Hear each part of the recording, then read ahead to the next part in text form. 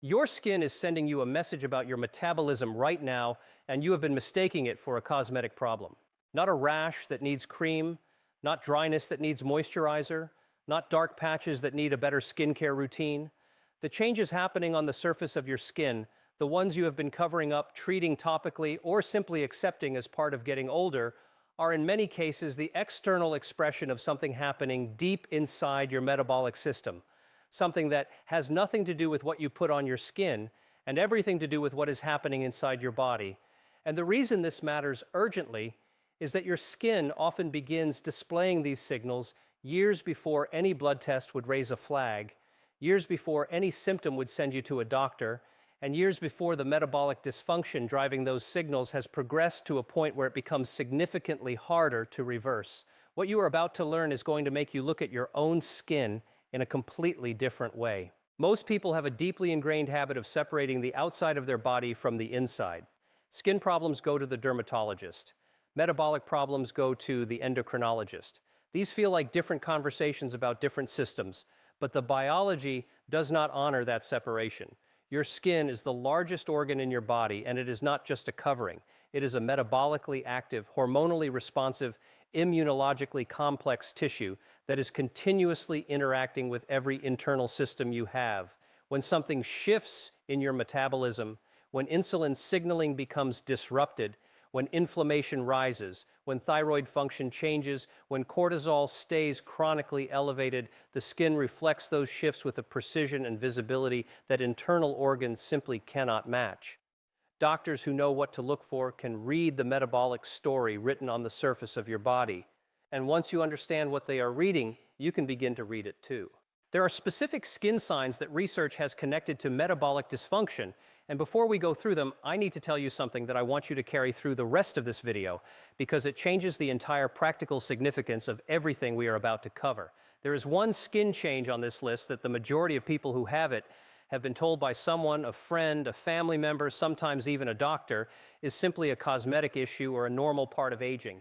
It is neither of those things. It is one of the most reliable, visible indicators of insulin resistance that exists. It appears years before a diabetes diagnosis, and the research connecting it to serious metabolic disease is so consistent that endocrinologists consider it a clinical marker.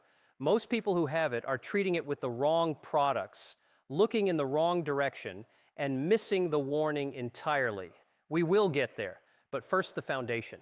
Let us start with something that connects your skin directly to your metabolic health through one of the most fundamental biological processes in the body: inflammation.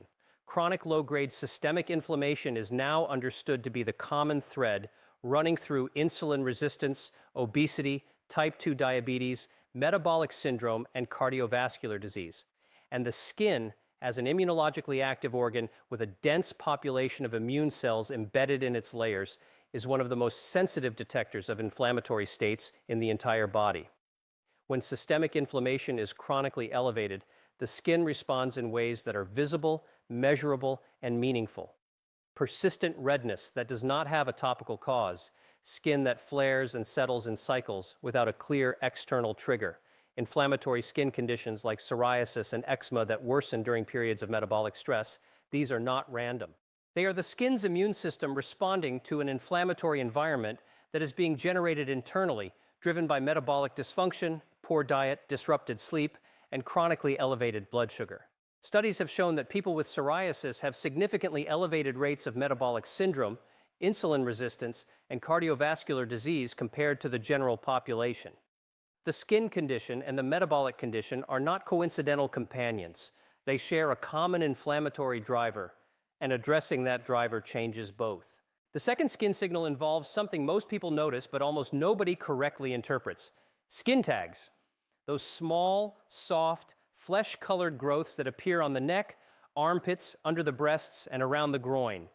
Most people are told they are harmless, cosmetic, a nuisance at most, and while a single skin tag in isolation carries limited significance, multiple skin tags appearing in characteristic locations is now understood in endocrinology to be a visible marker of hyperinsulinemia, meaning chronically elevated insulin levels in the blood. The mechanism is direct. Insulin is a growth-promoting hormone. When blood insulin levels are chronically elevated, as they are in insulin resistance and prediabetes, Insulin stimulates the proliferation of certain skin cells, including fibroblasts and keratinocytes, leading to the formation of these small overgrowths. The skin tags themselves are not dangerous. But what is generating them? The chronically elevated insulin driving a metabolic system that is working harder and harder to manage blood sugar? Absolutely is. Research has shown that people with multiple skin tags have significantly higher rates of insulin resistance, impaired glucose tolerance, and elevated cardiovascular risk than those without.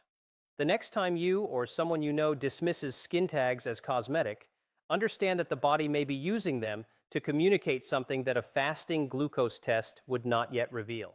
The third skin signal is one that millions of people are actively trying to treat with skincare products that will never work because the cause is not on the surface. It is called acanthosis nigricans, and it presents as dark, velvety, thickened patches of skin appearing in the folds and creases of the body, most commonly the back of the neck, the armpits, and the groin. This is the skin sign I told you to hold on to, the one most people have been told is a cosmetic issue, the one being treated with brightening creams and exfoliants and natural remedies that address the appearance without touching the cause. Acanthosis nigricans is caused by exactly the same mechanism as skin tags, but operating more extensively. Chronically elevated insulin stimulates receptors in skin cells called insulin-like growth factor receptors, causing the cells to proliferate and produce excess keratin, resulting in the characteristic dark, thickened, velvety texture. It is insulin writing its excess on the surface of the skin in a language that, once you can read it, is unmistakable. The darkness cannot be bleached away. The texture cannot be exfoliated away, because the signal generating those changes is coming from inside the metabolic system, and until that signal changes, the skin will keep displaying it. Studies have found that acanthosis nigricans predicts insulin resistance with a specificity high enough that endocrinologists use its presence as a clinical indicator warranting metabolic investigation, particularly in younger people who might not otherwise be evaluated for prediabetes. If you have dark, velvety patches in the creases of your body and you have only ever been told it is a skin issue, please hear this clearly. It may be your metabolism asking for help that your skin is willing to deliver, but that you have to be willing to receive. The fourth skin signal connects to thyroid function, and the thyroid-skin relationship is so direct and so extensive that dermatologists are often the first clinicians to suspect thyroid dysfunction based on what they observe during an examination. The thyroid gland regulates metabolism at the cellular level throughout the entire body, and the skin is extraordinarily sensitive to changes in thyroid hormone levels. When thyroid function is low, a condition called hypothyroidism, the skin becomes dry, coarse, and pale, losing its normal moisture and texture because thyroid hormones regulate the turnover of skin cells and the production of hyaluronic acid within the dermis. Hair becomes brittle and thin, often falling out in diffuse patterns that are distressing and confusing when the connection to thyroid health is not understood. The outer third of the eyebrow, a specific area, can thin or disappear entirely, a finding so characteristic of hypothyroidism that clinicians have given it a name.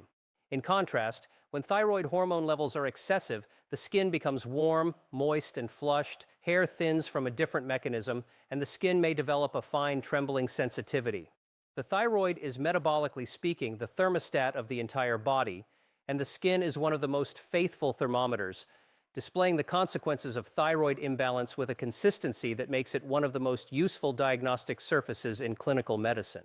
The fifth skin signal involves cortisol, the primary stress hormone, and the metabolic consequences of its chronic elevation. When cortisol is chronically elevated, which happens during prolonged psychological stress, sleep deprivation, and certain metabolic conditions, it drives a pattern of fat redistribution and skin changes that are both specific and recognizable. The skin becomes thinner and more fragile because cortisol suppresses collagen production in the dermis, breaking down the structural proteins that give skin its strength and resilience.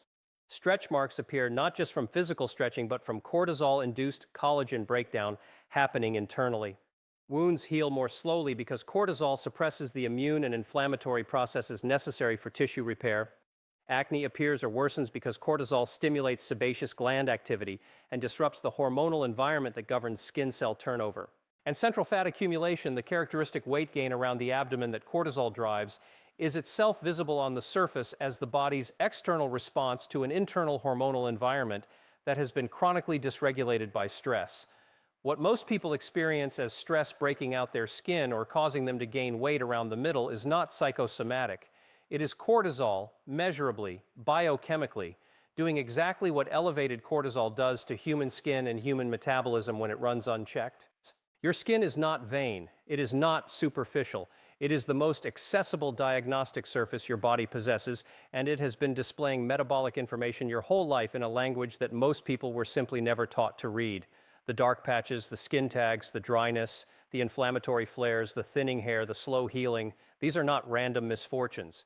They are coherent biological signals from a metabolic system that is trying to communicate something important through the only medium it has that is visible from the outside. So here's the question I want you to answer honestly in the comments right now. Looking at your own skin, with everything you now know, is there something you have been treating as a cosmetic issue that might actually be a metabolic signal your body has been sending you for years? Tell me what you are thinking below, because the person reading your comment might finally recognize something in their own skin that they have been misreading their entire life.